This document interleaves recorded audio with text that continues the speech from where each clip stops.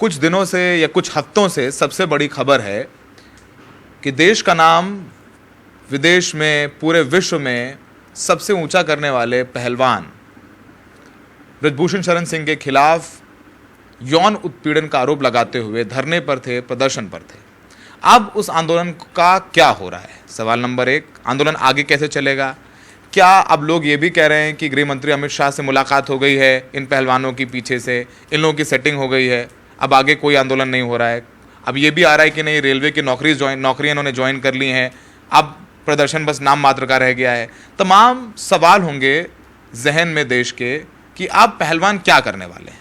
इसका जवाब देंगे बजरंग पुनिया। बजरंग पुनिया पहचान के मोहताज नहीं है। देश का झंडा तमाम बार ओलंपिक से लेकर के वर्ल्ड चैंपियनशिप, कॉमनवेल्थ गेम्स में ऊंचा किया है।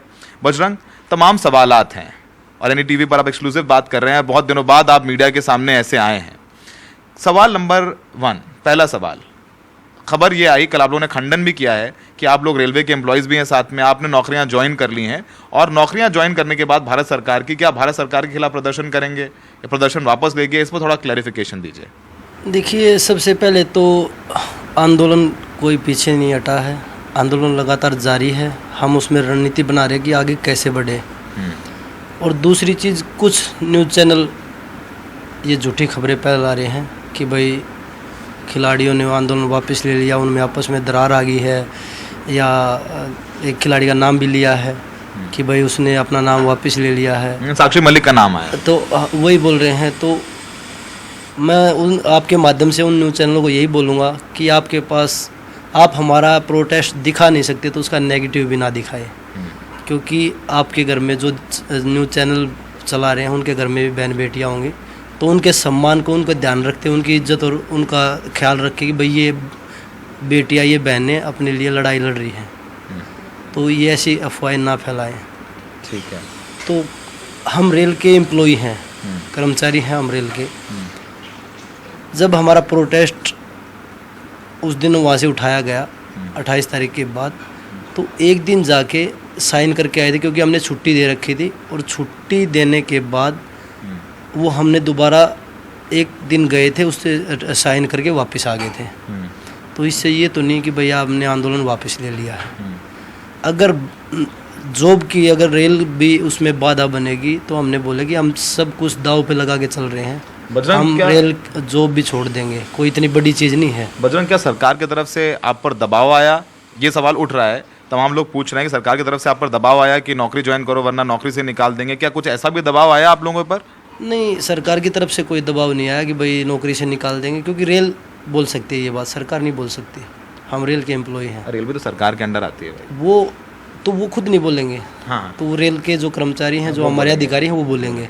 तो हमारे को किसी ने नहीं बोला, ये हमारे को चीज़ बोले कि एक बार आप साइन करके आओ उधर। अच्छा। साइन करके आप वापस प्रोटेस्ट पे आओ, क्योंकि हमने जितने दिन की छुट्टी दे रखी थी वो ख़त्म हो चुकी थी हमारी।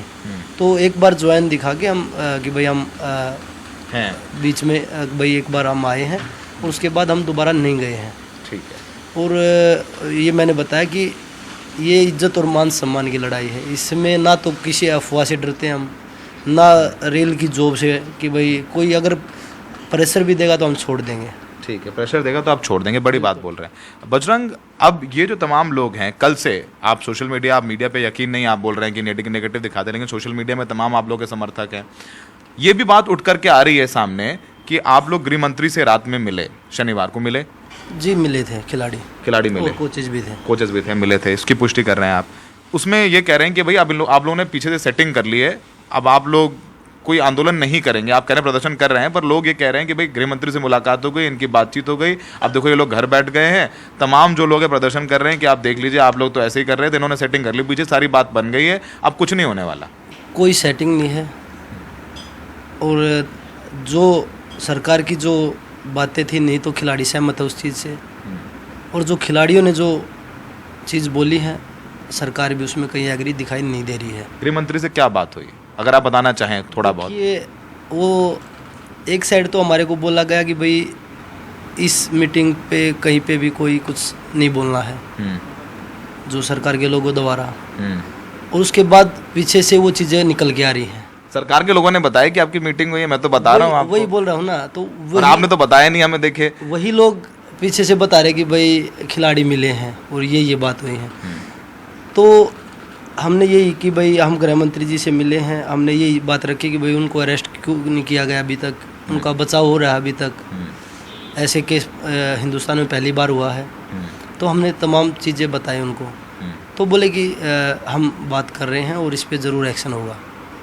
तो उन्होंने हमें आश्वासन दिया, लेकिन इसका मतलब ये नहीं कि भाई बातचीत से, अगर हम बातचीत किसी भी आदमी से नहीं करेंगे, गवर्नमेंट से नहीं करेंगे, तो उसका सोल्यूशन कैसे निकलेगा? गृह मंत्री के अंडर दिल्ली पुलिस से आप मिले, सही किया आपने। तो वो चीज़ें अलग हैं और प्रोटेस्ट अलग है। लेकिन ये नहीं कि हमने प्रोटेस्ट से पीछे कदम ले लिए हैं।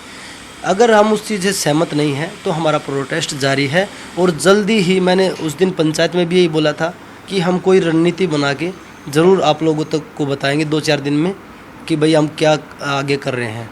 तो सर ये बताइए कि लोग ये कह रहे हैं कि आप मिले गृह मंत्री से, अच्छा क्या मिले, और मिलना चाहिए, जाहिर सी बात है, देश के गृह मंत्री हैं, दिल्ली पुलिस इनके अंडर है, अगर बातचीत की कोई रास्ता निकलता है बढ़िया है कि आप लोग भी मैट पे वापस आएँ, देश के लिए मेडल लाएं। लेकिन ये बात हो रही है कि आप लोग फिर रात में मिल क्यों मिले और फिर इस मीटिंग को इतना गुप्त क्यों रखा गया, इस पर सवाल उठ रहा है। देखिए, वो तो गवर्नमेंट के लोग ही बता सकते हैं, और जब वो उनके पास समय हुआ तभी मिल सकते हैं।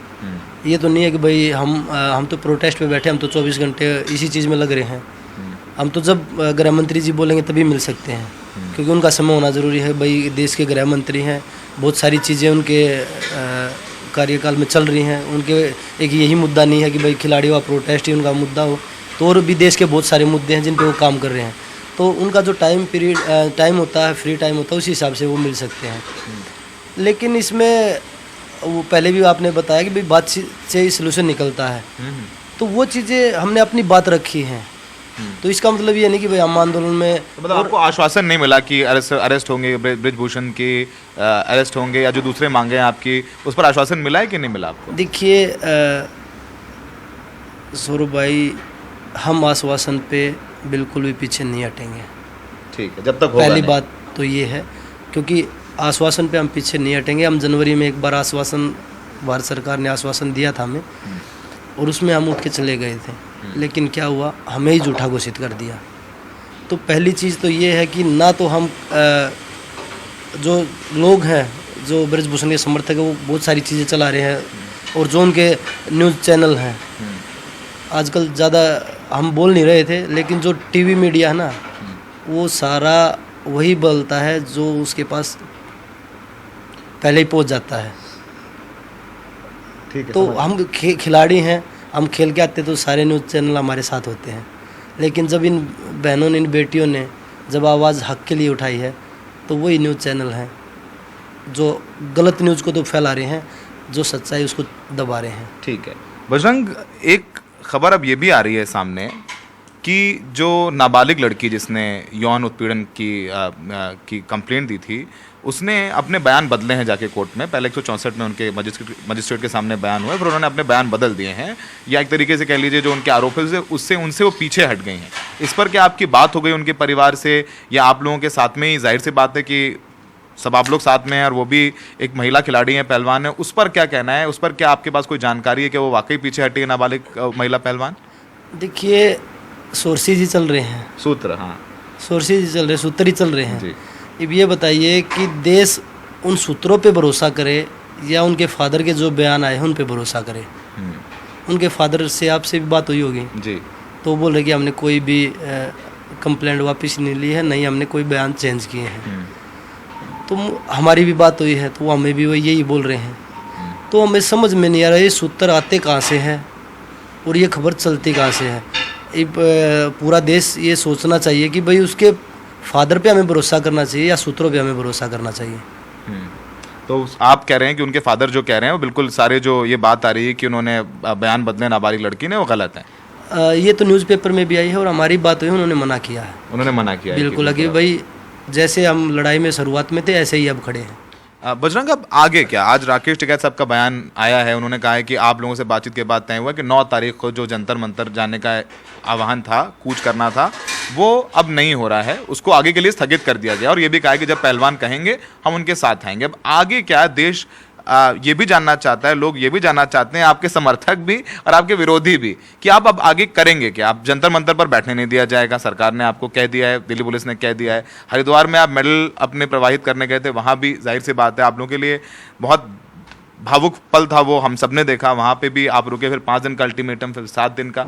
आगे आपका आंदोलन कैसे जाएगा?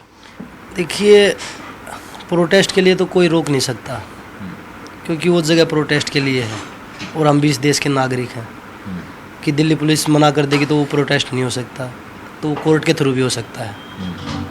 लेकिन जल्द ही 1-2 दिन में ही आप लोगों को ज़रूर बता दिया जाएगा कि हमारी रणनीति क्या है। पर एक चीज़ श्योर है, मैं आपको 100% इसका आश्वासन देता हूँ कि हम पीछे नहीं हटे। पीछे नहीं हटे? जी बिल्कुल भी, क्योंकि हमारी लड़ाई ये हमारे देश की बेटियों की इज्जत और मान सम्मान की लड़ाई है। इसमें, अगर मैंने पहले भी बोला था कि इसमें हमें कोई भी बलिदान देना पड़ेगा, वो देने के लिए तैयार है। और एक बजरंग नहीं, सभी जो हमारे समर्थक हैं और जो खिलाड़ी जिन्होंने कंप्लेंट दिए, जो आज हमारे साथ प्रोटेस्ट में बैठते हैं और जो कंप्लेनेंट हैं, सभी यही बोल रहे कि हम पीछे नहीं हट सकते, सही इसके लिए हमें कोई भी कीमत चुकानी पड़े। अब 2-3 थोड़े भावुक कर देने वाले सवाल हैं जो तमाम लोग उठा रहे हैं और मेरे दिमाग में भी हैं। 28 तारीख को जो हुआ आप लोगों के साथ, वो तस्वीरें सबने देखी किस तरीके से आप लोगों की गिरफ्तारी हुई। लेकिन उसमें ये भी है कि उस दिन नई पार्लियामेंट का उद्घाटन था, विश्व की नज़रें भारत पर थीं। दिल्ली पुलिस का कहना है कि आप लोग कानून तोड़ रहे थे, आपके पास परमिशन नहीं थी आगे जाने की, आप लोगों ने ज़बरदस्ती की, इसलिए आपको गिरफ्तार किया गया। उस दिन के बारे में आपका क्या कहना है? जो उस दिन हुआ, वो तस्वीरें सबने देखी, वो कितना तकलीफदेह था आपके लिए? देखिए, मुझे लगता है कि वो देश का सबसे काला दिन था, सबसे बड़ा काला दिन था वो देश के लिए। क्योंकि जो बेटियां जो देश के लिए इतना उसका देश के झंडे को पूरे विश्व में बुलंद करती हैं, उनको रोड पे घसीटा जा रहा है। और उस तिरंगे के साथ ही एक साइड बेटियां नीचे पड़ी हैं, एक साइड तिरंगा नीचे पड़ा है। तो वो तस्वीर मतलब बड़ा, उससे मुझे लगता है कि उससे ज़्यादा दुखी देने वाली पिक्चर मैंने नहीं देखी होगी। लेकिन जो पुलिस बोल रही है कि भाई उनके पास परमिशन नहीं थी, परमिशन तो हमारे पास जंतर मंतर पे भी नहीं दे रखी थी पुलिस ने, तो वहाँ से उठा देते हैं। और हमने बोला था कि हम शांतिपूर्वक कर रहे हैं। एक साइड तो आप बोल रहे हैं कि इनके पास परमिशन नहीं है, जिसके ऊपर एलिगेशन लग रहे हैं, वो आदमी तो संसद में खड़ा कर रखा है। जो बोल रहे हैं कि लोकतंत्र का भवन है, उसका उद्घाटन है, उसमें जिसके ऊपर एलिगेशन लगे हैं, और एलिगेशन लगाने वाले देश के जो देश का झंडा जो पूरे विश्व में बुलंद कर रहे हैं, वो उनके खिलाफ लड़ रहे हैं। और उसके बावजूद भी एक अपराधी को प्रोटेक्ट किया जा रहा है।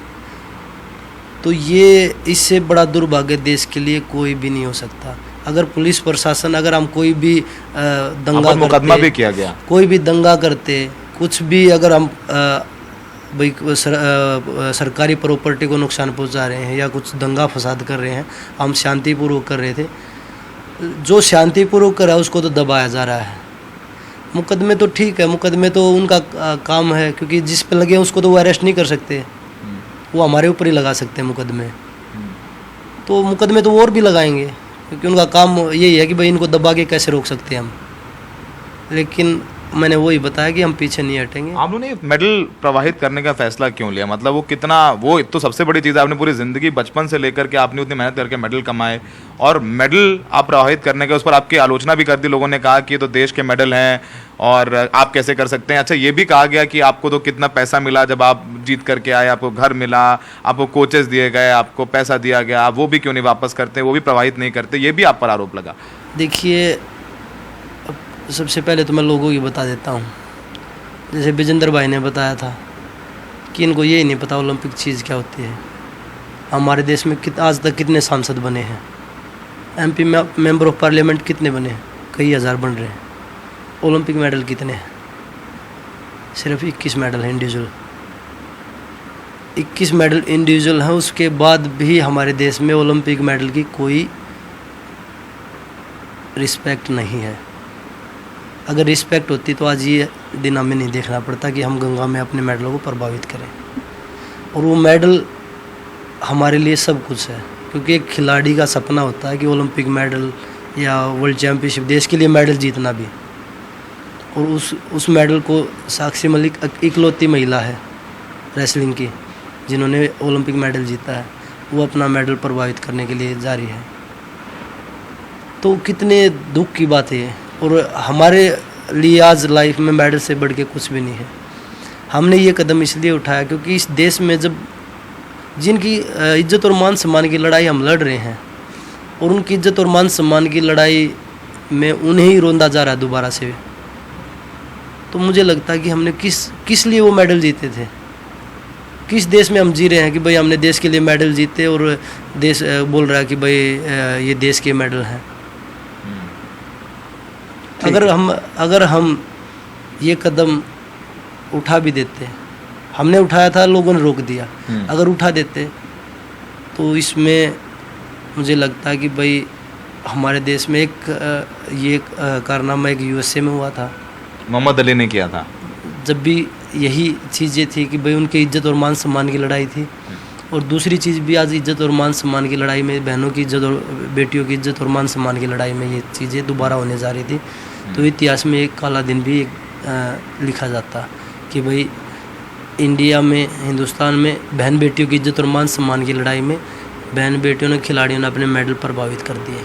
तो तमाम सवाल जो आपके जहन में होंगे कुछ दिनों से कि पहलवान क्या करने वाले हैं, अमित शाह से बैठक हुई तो क्या बात हुई, आगे क्या करेंगे, आंदोलन आगे जाएगा नहीं जाएगा, रेलवे की नौकरी के लिए लोग प्रदर्शन से पीछे हट जाएंगे, तमाम सवालों का जवाब बजरंग ने दिया।